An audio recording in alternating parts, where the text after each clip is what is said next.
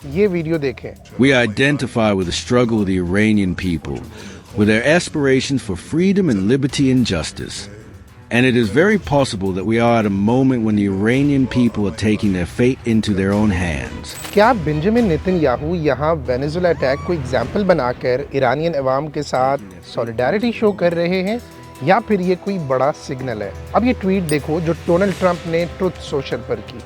Tone बहुत clear है, pressure, encouragement और एक ही बात कि regime is under stress and we are ready and loaded, मतलब यूएस तैयार है। यानी पहले यूएस एंड इजराइल ने ग्लोबल नैरेटिव तय किया, फिर स्ट्रीट प्रोटेस्ट से गर्म हुई और आज प्रोटेस्ट का 9th डे है एंड प्रोटेस्ट इंटेंसिफाई हो रहे हैं और दूसरी तरफ ग्लोबल लेवल पर इंटरवेंशंस का नैरेटिव बनाया जा रहा है। अब सवाल ये नहीं कि प्रोटेस्ट जेन्युइन है या नहीं, बल्कि सवाल ये है कि प्रोटेस्ट के इस मोमेंटम को कौन पुश कर रहा है। जब हम हिस्ट्री उठाकर देखते हैं तो ये बात इन स्टेटमेंट से क्लियर हो जाती है कि इसके पीछे यूएस और इजराइल का हाथ ही हो सकता है। मगर क्यों?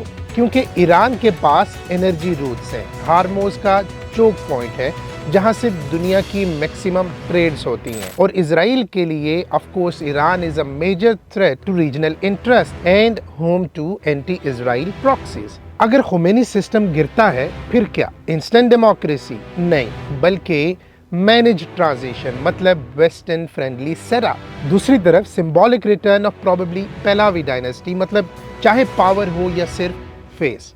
सो इसका मतलब ये हुआ कि Israel biggest threat will be neutralised और अमेरिका को 35 साल के बाद ईरान का energy control and sanctions leverage और सोने पे सुहागा ये कि चाइना रशिया एक्सेस का एक मेजर पिलर टूटकर अमेरिका के हाथ में आ जाएगा।